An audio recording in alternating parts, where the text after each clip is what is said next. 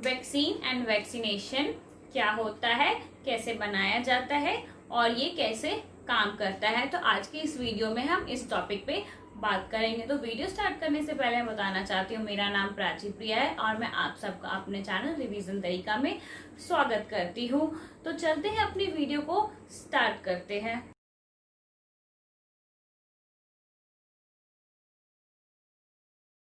है कि वैक्सीन क्या होता है। वैसे तो हम आजकल के इस दुनिया में वैक्सीन बहुत सुन रहे हैं और जो लाइफ साइंस फील्ड या जो मेडिकल फील्ड के स्टूडेंट है उन्हें वैक्सीन का तो पता ही होता है, बट आज हम इस टॉपिक पे इन जनरल बात कर रहे हैं कि जिन्हें इस टॉपिक के बारे में नहीं पता तो उन्हें भी एक थोड़ा सा बेसिक आइडिया लग जाए। तो सबसे पहले वैक्सीन क्या होती है। वैक्सीन एक सब्सटेंस होते हैं, कह सकते हैं सब्सटेंस होते हैं जो कि हम किसी भी फॉर एग्जाम्पल इसे हम कह सकते हैं कि ये क्या होता है, ये एक सब्सटेंस होता है। अब यहाँ पे एक सब्सटेंस ही नहीं, मैं इसका मतलब मीनिंग होता है, सब्सटेंस होता है जो कि हमारा बैक्टीरिया, वायरस, इन सब का कोई भी एक बॉडी का पार्ट लेके, जो कि कोई मेम्ब्रेन भी हो सकती है, कोई प्रोटीन या कह लो इसका डीएनए, आरएनए, या मतलब कोई भी एक पार्ट लेके इसे बनाया जाता है वैक्सीन को। तो समझ आया कि वैक्सीन कैसे बनता है। पहले एक सब्सटेंस है जो कि हमारे पास बैक्टीरिया, वायरस या किसी चीज के पार्ट को लेके हम उसे बनाते हैं। अब इसे हम क्यों बनाते हैं, किस केस में बनाते हैं और हमारा क्या काम होता है। तो सबसे पहले हमें वैक्सीन बनाने की जरूरत क्यों पड़ती है, वैक्सीन का हमारे बॉडी में क्या काम होता है। तो हमारे बॉडी में क्या होता है, ऐसे सब्सटेंस की जरूरत होती है जो कि हमारे इम्यून सिस्टम को बूस्ट करती है, इम्यून सिस्टम को हेल्प करती है बाहर से आ रहे virus, bacteria, pathogen, antibody, antigens वगैरह से लड़ने में। तो मैं आपको समझाती हूँ। जैसे कि ये हमारी बॉडी है, ये हमारी बॉडी है। अब यहाँ पे क्या होगा, जैसे कि फॉर एग्जाम्पल लेमन लैंग्वेज में एग्जाम्पल देना चाहती हूँ। जैसे कि बॉर्डर पे हमारे सोल्जर्स हैं, वहां पे जैसे ही कोई अटैक होना स्टार्ट होता है तो वो सारे सोल्जर्स क्या होते हैं, चौकन्ने हो जाते हैं और अपने गन फायर्स लेके अपने मिशन पे निकल जाते हैं। जैसे ही उन्हें सिग्नल मिलता है कि मतलब बाहर से हमें खतरा आ रहा है। तो हमारी बॉडी में भी कुछ इसी तरह का एक मैकेनिज्म होता है, जो सिस्टम कह सकते हैं, जो कि हमारा होता है इम्यून सिस्टम। इम्यून सिस्टम ये क्या करता है, हमारी बॉडी को बाहर से आने वाले खतरे से बचाता है, उससे लड़ता है। ये क्या करता है, हमें as a body defence, as a defence काम करता है, मतलब हमारी बॉडी को बचाने में काम करता है। तो जैसे ही बॉडी पे क्या होता है, जैसे कोई भी पैथोजन का अटैक हो रहा होता है, पैथोजन, कोई भी वायरस, बैक्टीरिया, इन सब का जब भी हमारे बॉडी पे अटैक हो रहा होता है, तो जैसे कि अगर हमें सांस लेना होता है, हमारा रेस्पिरेटरी सिस्टम जो होता है, ब्लड सर्कुलेशन के लिए, वजह से हार्ट पंपिंग, तो अलग अलग सब चीज के लिए हमारे बॉडी में खाना पचाने के लिए डाइजेस्टिव सिस्टम, अलग अलग सिस्टम प्रेजेंट है। वैसे ही इन सब बाहरी खतरों से आने वाली चीजों के लिए हमारे बॉडी में इम्यून सिस्टम प्रेजेंट है। अब ये क्या करेगा, इसे सिग्नल मिल जाती है, बॉडी से सिग्नल भेज देती है कि हमारे बॉडी में बाहर से आ रहे चीजों से हमला होना स्टार्ट हो चुका है। तो ये सिस्टम क्या करता है, अपने आप एक्टिवेट हो जाता है और अब इन सब चीजों को मारना स्टार्ट कर देता है। तो यहाँ पे देखा, यहाँ पे अटैक शुरू हो गया बॉडी पे, तो हमारा इम्यून सिस्टम जो है वो क्या हुआ, इसे मिल गया, यहाँ से इसे क्या मिल गया, इसे यहाँ पे सिग्नल मिल गया, सिग्नल मिल गया। सिग्नल मिलने के बाद क्या हुआ, ये क्या हो गया, एक्टिवेट हो गया। एक्टिवेट हुआ तो यहाँ पे जो इम्यूनिटी एक्टिवेट होती है वो इनेट इम्यूनिटी होती है। जो हमारी इनेट इम्यूनिटी होती है इनेट इम्यूनिटी यहाँ पे एक्टिवेट हो जाती है और वो इन सब चीजों से लड़ना स्टार्ट कर देती है, जो कि हमारे बॉडी में पहले से ही प्रेजेंट होती है, बाय बर्थ ये हमारे बॉडी में प्रेजेंट होती है। तो ये क्या हुई, अब इसने इसके साथ फाइट करना स्टार्ट कर दिया। पर क्या होती है कई केसेस में, ये जो हमारी बॉडी है ये कई बार तो होता है दो, यहाँ पे फाइट करने का दो रिजल्ट आता है। एक तो बॉडी रिकवर कर जाती है, उसको मार जाती है, बॉडी जीत जाती है, मतलब बॉडी अगर क्या हुई विन हो गई तो ह्यूमन क्या हो गया, रिकवर हो गया। दूसरा केस आता है कि हार गई, हमारी जो इम्यूनिटी थी उससे लड़ नहीं पाई, तो यहाँ पे क्या होती है, पर्सन की डेथ हो जाती है। तो यहाँ पे आप मेन रोल समझ सकते हैं वैक्सीन का। तो क्या हुआ, यहाँ पे पर्सन मर गया, उसके बॉडी में उतनी क्षमता नहीं थी कि वो उस वायरस उस बैक्टीरिया से लड़ पाए, उसके बॉडी में नेचुरली उतनी चीजें प्रेजेंट नहीं थी। तो अब जो ये डेथ हो रही होती है, इसी चीज को रोकने के लिए इस सिचुएशन में, जो सिचुएशन आ गई कि अब तो लोग मरने लगे, तो इसी सिचुएशन में हम क्या करते हैं, वैक्सीन बनाते हैं। तो यहाँ पे इस सिचुएशन में पता चला कि हमें वैक्सीन बनाने की जरूरत क्यों पड़ती है, क्योंकि हमारे बॉडी में भी एक सिस्टम है जो कि हमारे बॉडी में सब चीज से लड़ने के काम आता है, पर हमारी बॉडी कई बार फेल हो जाती है, उस चीज से लड़ नहीं पाती है। तो अब यहाँ पे सपोज हमने वैक्सीन बना ली, तो अब इस बॉडी में हम क्या करेंगे, यहाँ से हम एक अलग केस समझ रहे हैं। ये एक केस था जब हमारे पास वैक्सीन नहीं थी, अब ये दूसरा केस आ रहा है जब हमारे पास यहाँ पे वैक्सीन बनी हुई है, और हम क्या करेंगे, इस इंसान के अंदर हम डाल देंगे वैक्सीन, जो कि हम अडेप्टिव इम्यूनिटी कहते हैं उसे।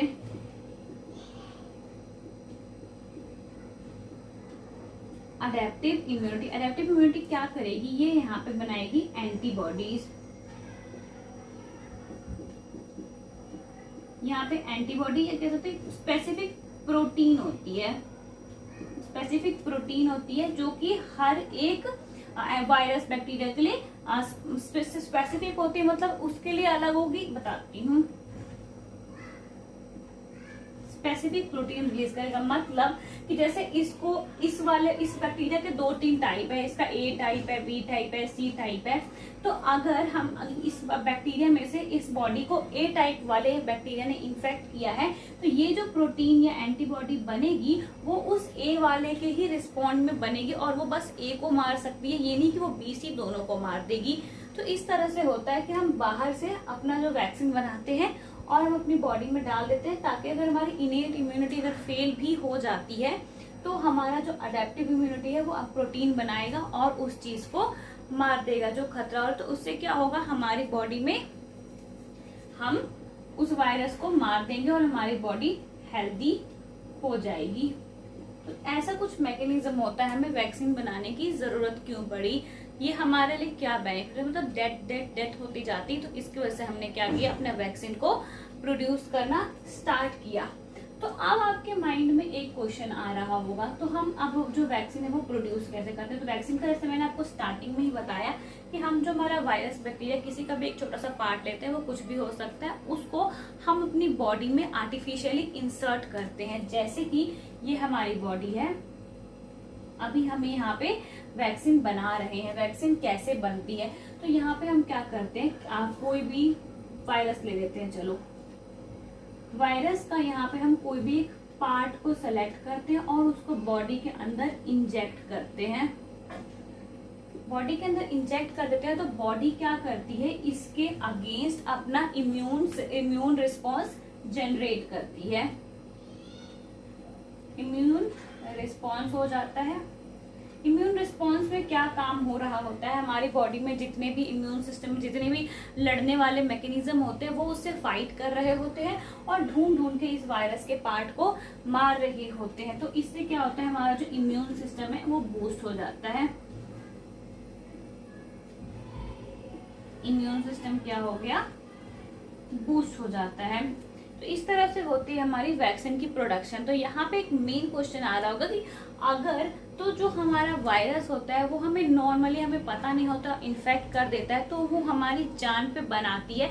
तो क्या हमारा दिमाग खराब है क्या, जो हम वायरस को अपनी बॉडी के अंदर डाल ले, वो जो वायरस का पार्ट होता है उसको बॉडी के अंदर डाल ले। तो इसका मतलब इस तरह से डायरेक्टली जो वायरस का पार्ट होता है वो कुछ भी बॉडी के अंदर इंजेक्ट नहीं किया जाता। इस वायरस का जो भी हमारे पास पार्ट होता है, जैसे कि हमारे पास वायरस के हमें पता है कि वायरस का अगर हम जीनोम वगैरह देख ले तो उसमें हमें पता है कि ये वाला जो सेक्शन है यहाँ पे ये जो है हमें जाके डिजीज कॉज करने वाला है बॉडी में। तो इसको क्या करता है, आर्टिफिशियल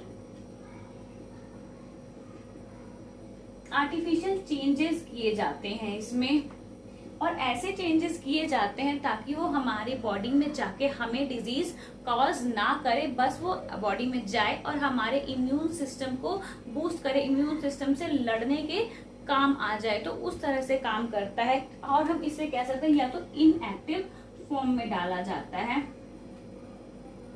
उसकी जो भी बीमारी फैलाने वाली या जो भी हमारे बॉडी के लिए खतरनाक है उस पार्ट को हटा दिया जाता है या उस पार्ट को इनएक्टिवेट कर दिया जाता है कि हमारी बॉडी में जाके वो हमें कोई भी नुकसान नहीं पहुंचा पाए। तो इस तरह से होती है हमारी वैक्सीन की डेवलपमेंट।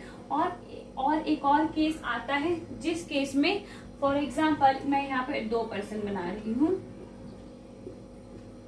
ड्राइंग को उतना माइंड मत करना, 2 हमारे में पर्सन है, ठीक है। अब दोनों को एक वायरस ने इन्फेक्ट किया, ठीक है, वायरस आया,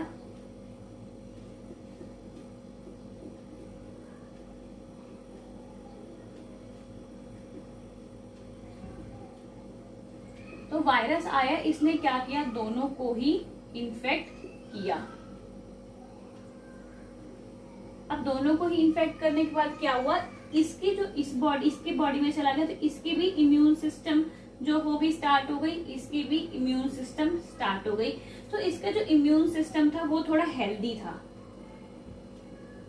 था और इसका थोड़ा सा वीक था, या कह लो मतलब उतना स्ट्रांग नहीं था, नॉट इनफ स्ट्रांग या इनफ हेल्दी नहीं था, मतलब एक कह लो एवरेज था, ये उतना फाइट करने में कैपेबल नहीं था। तो क्या हुआ, इसकी बॉडी में जो भी इसके पास इनेट इम्यूनिटी थी उसने इसके वायरस को किल कर दिया, और ये बंदा हेल्दी हो गया, इसमें क्या हुआ, इसकी इनेट इम्यूनिटी काम नहीं कर पाई, इसमें हमने क्या किया, इम्यूनिटी फेल हो गई।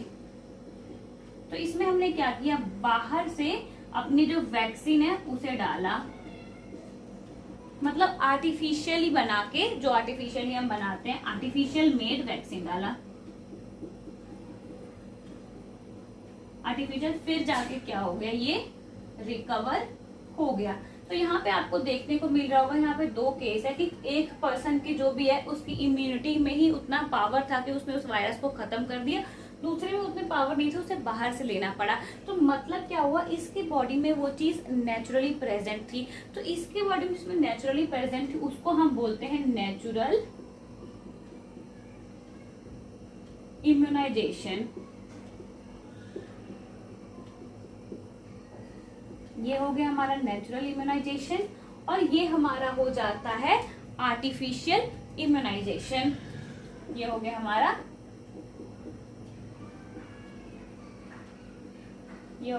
Artificial immunisation. तो 2 केस समझ आ गई। नेचुरल मतलब सिंपल याद रखने का तरीका है कि हमारी बॉडी में वो नेचुरली प्रेजेंट है, आर्टिफिशियल मतलब कि वो चीज हमने बाहर से उसे दी है। तो अब जो ये होता है हमारे पास नेचुरल और आर्टिफिशियल, इस चीज को हम क्या कहते हैं, इस दोनों टर्म को भी हम ब्रॉडली एक टर्म देते हैं, वो टर्म होता है हमारे पास एक्टिव इम्यूनाइजेशन।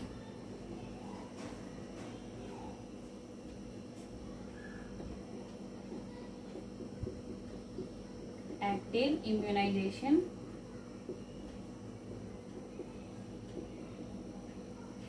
इम्यूनाइजेशन में ही हमारा आता है वही नेचुरल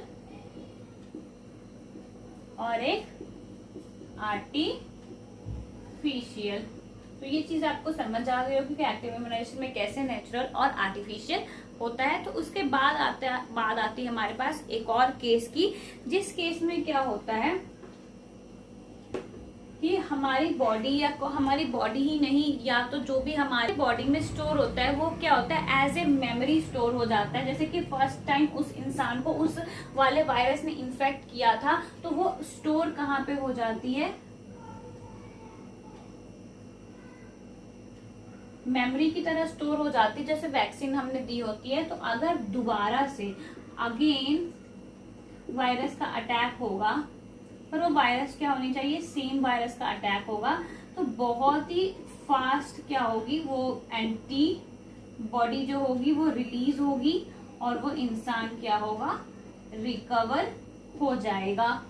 क्योंकि ये जो वैक्सीन होती है वो हमारे मेमोरी की तरह स्टोर हो जाती है।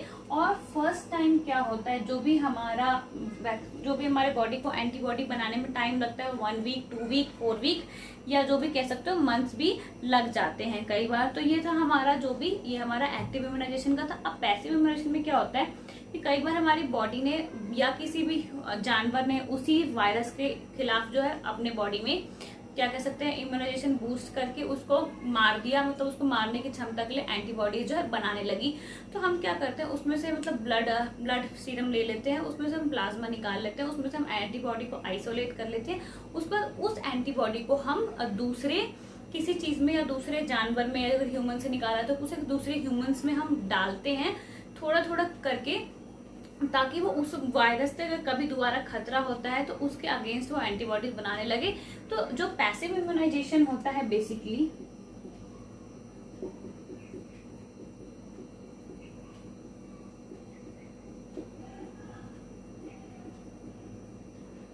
पैसिव इम्यूनाइजेशन में क्या होता है, जैसे कि किसी भी ह्यूमन और एनिमल बॉडी के अंदर ही क्या होता है, जो एंटीबॉडीज बन जाती है, एंड तो इसको क्या करते हैं, हम रिमूव करते हैं या कह सकते हैं आइसोलेट करते हैं, आइसोलेट कर लेते हैं। आइसोलेट करते हैं जैसे ब्लड सीरम की हेल्प से, इसमें से हम प्लाज्मा ले लेते हैं। उसके बाद इसमें से जो हमारी एंटीबॉडीज होती है उसको हम अनदर पर्सन की बॉडी में डाल देते हैं, इंजेक्ट कर देते हैं। तो इससे क्या होता है, वो जो भी वायरस से वो इन्फेक्ट हुआ होता है उसको सडनली मिल जाती है एंटीबॉडीज और उससे फाइट करना स्टार्ट कर देती है। पर इसका एक डिसएडवांटेज कह सकते हो कि ये टेम्पररी रिलीफ देता है हमें, कोई भी परमानेंटली रिलीफ नहीं देता है। कि मतलब जैसे कि जितनी देर उसकी बॉडी में ये एंटीबॉडी रहेगा उतनी देर ही उस वायरस या उस बैक्टीरिया को ये चीज मार पाएगी एंटीबॉडी। जैसे ही एंटीबॉडी उसकी बॉडी में से खत्म होता है तो वो जो वायरस होगी उसको ये कुछ भी नहीं कर पाएगी और उसकी बॉडी का जो इम्यून सिस्टम है वो तब तक उसके लिए डेवलप हुआ ही नहीं पाएगा। तो ये एक टेम्पररी रिलीफ है और इस चीज को हम इसीलिए यूज करते हैं क्योंकि जो वैक्सीन बनाने में हमें जो टाइम लग जाता है वो 1 साल 1.5 साल 2 साल 2.5 साल इस तरह से टाइम लग जाता है। तब तक क्या होगा, तब तक तो बंदे की डेथ हो जाएगी। तो उसे टेम्पररी रिलीफ के लिए हम जो पैसिव इम्यूनाइजेशन का टेक्निक है उसे यूज करते हैं और उसको हेल्प करते हैं। तो पैसिव इम्यूनाइजेशन बेसिकली जो स्नेक वेमन होता है उसमें यूज करते हैं। उसमें क्या होता है, हॉर्स में थोड़ा थोड़ा थोड़ा डालते हैं, उसके बाद उसको हम यूज करते हैं। अब इसमें भी सेम होता है कि उतना रिस्पांस हमें नहीं मिलता, बट टेम्पररी रिलीफ के लिए हमें इस चीज को यूज करना होता है। तो एक शॉर्ट समरी में आज हमने क्या देखा, हमने वैक्सीन देखा कि वैक्सीन क्या होता है, कैसे बनाया जाता है, कैसे काम करता है, हमारी बॉडी में क्या रिस्पॉन्स होता है, इम्यून रिस्पॉन्स का क्या जरूरत होती है, किस तरह से artificial immunization, active immunization, passive immunization, adaptive immunization, इन सबको हम देखते हैं। अगर तो आपको मेरी वीडियो इंफॉर्मेटिव लगी और पसंद आई तो इसे आप जरूर शेयर करें ताकि उन लोगों को भी इस वैक्सीन के बारे में थोड़ी एक जनरल नॉलेज हो जाए जिन्हें नहीं पता है। और अगर आपको मेरी वीडियो अच्छी भी लगी है तो एक लाइक करके कमेंट जरूर करें। और इसके बाद इसके वीडियो के सीरीज को अगर आप फॉलो करते हैं तो आपको इनेट इम्यूनिटी, अडेप्टिव इम्यूनिटी, ये सब क्या होती है इस पे आपको डिटेल वीडियो मिल जाएगी। तो चैनल को सब्सक्राइब करना बिल्कुल भी ना भूलें। तो मिलते हैं नेक्स्ट वीडियो में, तब तक के लिए थैंक यू, टाटा, बाय।